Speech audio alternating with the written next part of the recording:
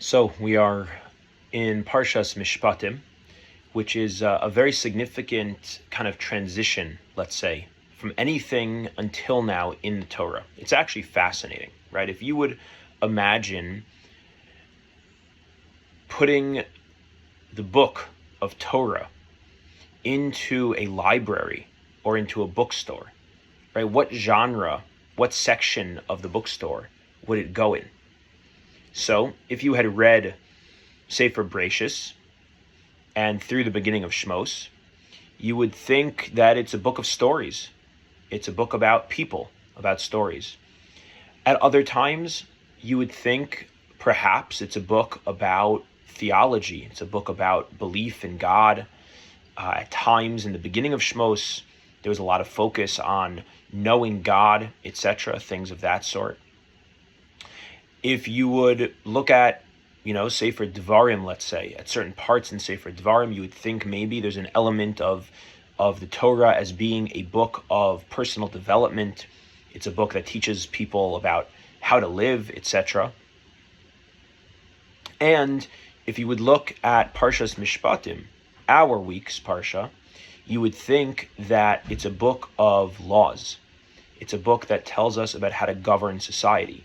Now, not laws about religion, not laws about the temple, the sanctuary, the mikdash, anything like that, about spirituality, not spiritual laws. But you would think it's laws about human governance, laws about how to interact with other people, laws about acquiring property, about what happens when there are damages, about theft and about punishment and about all sorts of things like that, monetary things, interpersonal things. And it's a very, very stark contrast that we go right from last week's Parsha. Or let's even back it up. We go from Sefer Parshas, which is this book about the creation of man, the beginning of time. It's a book about the flood, about the Mabul, about Noach. It's a book about the Tower of Babel. It's a book about Avraham, Yitzchak, and Yakov, the discovery of the relationship between man and God. It's the book about the beginning of building a family. It's the book about going into the struggles of exile and then going into Mitzrayim, into slavery. It's a book about open miracles and the overcoming of nature and God revealing himself to the world. And then finally we come to last week's Parsha, to Parshas Yisro, and it's a book about the complete revelation of God to humans. And it's an incredible moment in last week's Parsha, right? The giving of Torah is not in some corner of a base medrash. The giving of Torah is out in the middle of nature, and it's not a dry intellectual academic classroom or lecture hall. It's an event that takes place with lightning and thunder and fire and smoke and clouds descending on a mountain. It's a crazy, powerful, awe-inspiring experience. The people are trembling. The people literally die and then they're brought back to life multiple times. And then we come to this week's Parsha and it tells us, if you're acquiring a slave, here's what you do. And if you've damaged someone's property, here's what you do. And here's what you do with somebody who is stolen. And here's how many witnesses you need. And it's such a stark contrast from everything until now, and then this week's Parsha. It's so striking. And yet, the Torah wraps all of that up seamlessly into one flow. It doesn't separate it at all. In fact, the Parsha actually opens by emphasizing the connection between them. The Parsha opens, Ve'ele ha-mishpatim, asher tasim lifneim. These are the laws, the rules that you should put before them. And Rashi tells us that if you ever have the word ele without a vav first, that comes to tell you that what we're saying now is separated from what came before it. But when the word ele begins with a vav, ve'ele, and these, the Torah is coming to tell you that there's a continuity. There's a flow between what came before and what's happening now. And it's coming to teach us two things: that all of these laws were also given and included in last week's experience of Har Sinai, of the grand revelation of Hashem. And number two, it's coming to teach us, the continuity is coming to teach us, that this week's Parsha, which is all about Sanhedrin, the governance of human-to-human interpersonal, monetary, physical laws, relates and flows from the end of last week's Parsha, which is the Parsha, which is the rules of Beis HaMikdash and the Mizbeach.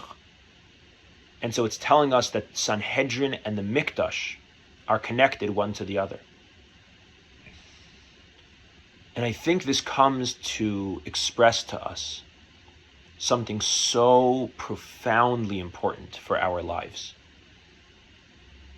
Because some people, generally speaking, I'm speaking in an overgeneralization right now, but some people gravitate naturally to Sefer Bereshis, to Parshas Yisro type things, to the big moments, the miracles, the grand revelations, the things that are out of this world, that are incredible, that are inspiring, that are thrilling, that are meaningful. People are drawn to purpose. There are some people who are drawn to purpose. They need a sense of meaning, inspiration. They need to feel that they're lit up, that they're connected. They're the Parshas Yisro type Jews, the Sefer Bereshis type Jews, the stories, the revelation, the miracles, the overthrowing of Mitzrayim, the exodus of the people who were slaves for hundreds of years. Amazing things happen. That's some people's nature. And that's incredible. That's beautiful. It can do a lot of good for them, a lot of good for the world. And then there are people who are kind of the opposite. The people who don't really connect with that. They're far more content with having a list of things they're supposed to do and take care of. And they have details in their life. They have a sense of structure, a sense of routine, a sense of regularity. And here's what I'm supposed to do. These are my jobs. This is my role. These are my tasks. I have my to-do list. I have my routine. I have my consistency. And I do it. And that is great for me. And I don't really want necessarily anything else. I want to know what to do, and I'll do it. I don't really care why.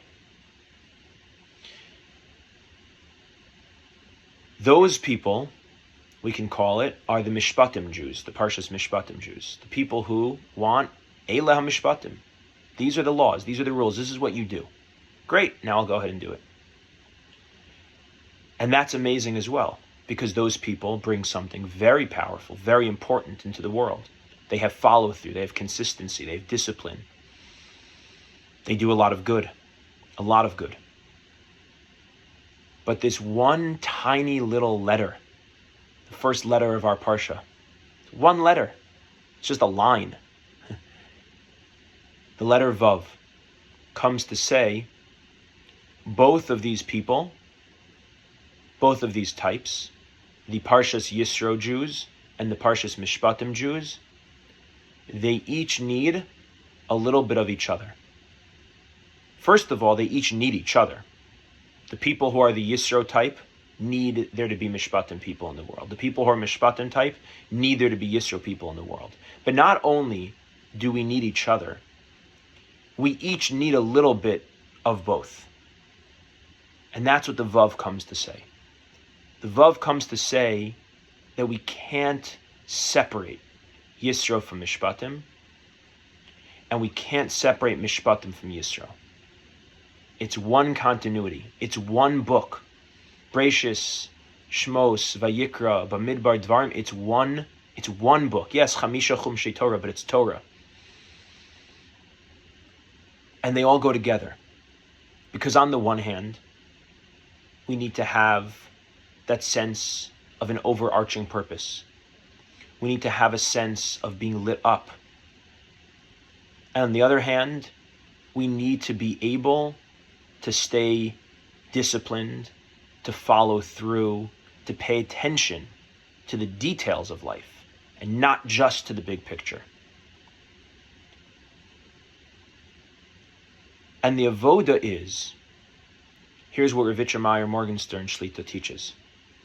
He says that every person needs to engage in a multi-step process. First, you need to identify biteva, by nature, which one of these types of souls do you have? Are you what I'm calling a Parshas Yisro Jew? The big, grand revelation, connection to meaning and purpose. I want to know why. I want to know what it's for. Is that what lights you up? Is that what gets you going? You're an inspiration type of Jew. Is that who you are? Is that your soul by nature? Or are you a Parshas Mishpatim soul? A Mishpatim soul means, I want to know what to do. Not, the why is not so important to me. I want to know what to do, and I want to do it. I want to do it right. And I want to do it as well as I possibly can. Every detail as well as I possibly can. And I want to be consistent, and I want to follow through day in and day out. I want it to stay. You have to know which kind of Jew you are, which kind of soul you are. That's the first part. Once you've identified which kind you are, you need to then do the work that for some sometimes comes easily and sometimes does not come easily, to accept that that is your nature and that is who you are. That is the soul that was sent to this world to do something important in this world in the form of being you. That you are supposed to be the type of neshama that you are. And sometimes you might be a Yisro neshama that grew up and for whatever reasons got messages that it's not good to be a Yisro neshama. I'm supposed to be a Mishpatim neshama. And vice versa. Some people are a Mishpatim neshama, but they got the sense that I'm supposed to be a Yisro neshama. And the first thing is to know which we are and then to accept it. And not begrudgingly, not b'diavad, but lichatchila. This is the neshama that was sent into the world for a specific purpose in the form of me. I'm a Yisro neshama, or I'm a Mishpatim neshama. And I have to know that, and I have to believe that. And see that that's my purpose here, is to be that kind of neshama. And then, only once I've really accepted as a lichatchila, as an ideal, which kind of neshama I am, now I need to also do the work to take some of what he calls the kalim, the attributes of the other kind of neshama, and bring it into myself as well. So if I'm the Yisro neshama, I need to take some of the Mishpatim neshama and bring it into my arsenal as well. Because if I'm a Yisro neshama, so I'm excited by knowing why, I'm excited by inspiration, I'm lit up, I can get going, I can do something amazing, but I might sometimes neglect some details. I might forget about small things. I might not follow through on commitments or promises. I might not show up for someone or realize that someone needs me in a certain way because I'm caught in my world of the grand revelations. I might not be consistent. Now the key, again, is not to shame myself about that. It's to know that I'm a Yisro neshama.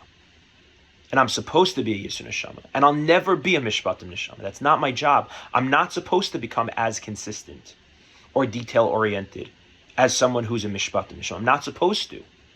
But I am supposed to grow in that way and become more Mishpatim-esque.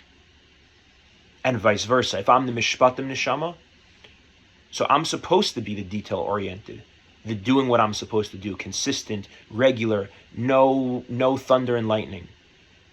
But I need to bring a little bit of the thunder and lightning, because Hashem doesn't only want our actions.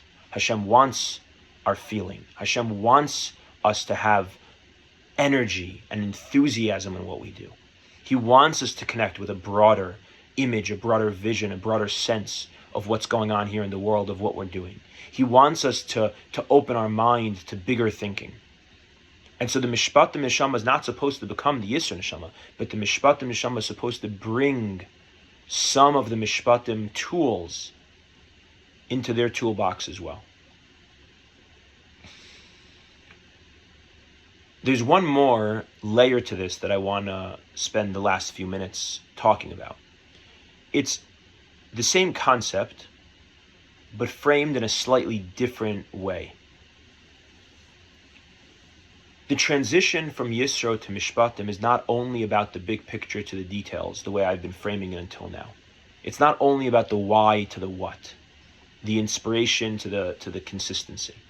It's also about the fact that Parshas Yisro, revelation at Matan Torah, Giloy Shechina, is something that feels, in a sense, very, let's call it clean, very pristine, very lofty, very positive. It's a very positive orientation, a very positive message. We're Mamleches Kohanim V'Goy Kadosh, we learned last week's Parsha. We're the children of Hashem. We're a nation of kings, of priests, excuse me. We're a holy people. It's a very positive orientation. You here are standing at the foot of Har Sinai. Hashem is revealing himself to you. He's lifting us up. He's giving us an incredibly positive sense of who we are and what we're capable of. And then all of a sudden, right after that, Mamleches Kohanim V'Goy Kadosh, you're a nation of priests and a holy people. And then all of a sudden, we're talking about someone who stole and doesn't have money to pay, and therefore they have to become a slave. And we're talking about damages, and we're talking about killing and all sorts of very, very messy, ugly things. Not priestly things, not kingly things, not holy things. Messiness. I believe this is incredibly important. Because here too, we need that little vav. The vav is everything. Because once again, there are some people who believe, focus on the positive. Pick people up, lift people up, give them positivity, positivity, positivity. And then those are the Yisro Jews. And then there's Mishpatim Jews. We have to talk about the problems. We have to see the problems. There's a problem in Klal Yisrael. There's another problem and another problem. There's this problem. There's that problem. There's the Shalom Bayis problem and the Shidduch problem and the drinking problem and the Tayameh problem and the spending problem and the this problem. There's every problem. Talk about the problems, the messiness, the ugliness, the Mishpatim. And once again, if you forget the Vav, you're going to be lost. Because if you only take the Yisro approach, the Mamleches Kohanim V'Goy Kadosh, and you sever that from the Mishpatim, you're going to be lifting people up from here till the moon, but they're never going to deal with their weaknesses. They're never going to face the stuff that they have to work on. And if you only do the Mishpatim work, you talk about the messiness and the ugliness and the problems, no one's ever going to want to do the work, because they're just going to feel so bad about themselves. They're going to feel so disenchanted, so disenfranchised, so tzubrach, and so overwhelmed by the darkness that they can't even see any light. They forgot that they're even a Mamleches Kohanim V'Goy Kadosh. And comes this one little letter in the Torah and teaches us the whole thing. Ve Eile HaMishpatim. Vav. Do not separate the Mikdash from the Sanhedrin. Do not think for a second that Mishpatim is not part of Har Sinai. We need the Mamleches Kohanim V'Goy Kadosh of Yisro, and we need the Mishpatim of Parshas Mishpatim. We need to see the positive. We need to start with the positive, by the way. We start with Yisro. We start with seeing our potential, our beauty, our light, our goodness. And then when we have that strong enough, we have to also bring in Mishpatim. We have to look at what we have to look at. So in both of these ways, Hashem should help us to always hold on to that Vav, to be able to connect to our Shorish Neshama, if we're a Yisro Jew or we're a Mishpatim Jew, and to be able to see that deeper inspiration and also have that follow through consistency and detail, and also to have the Yisro of the Mamleches Kohanim, the Goy Kadosh, the positive, and be able to use that to enter into the world of Mishpatim, to look at where we need to work, where we need to grow, to see the flaws and the weaknesses, and to be able to do that through a positive light and actually bring light into all those places. Have a good Shabbos. Thank you, everyone.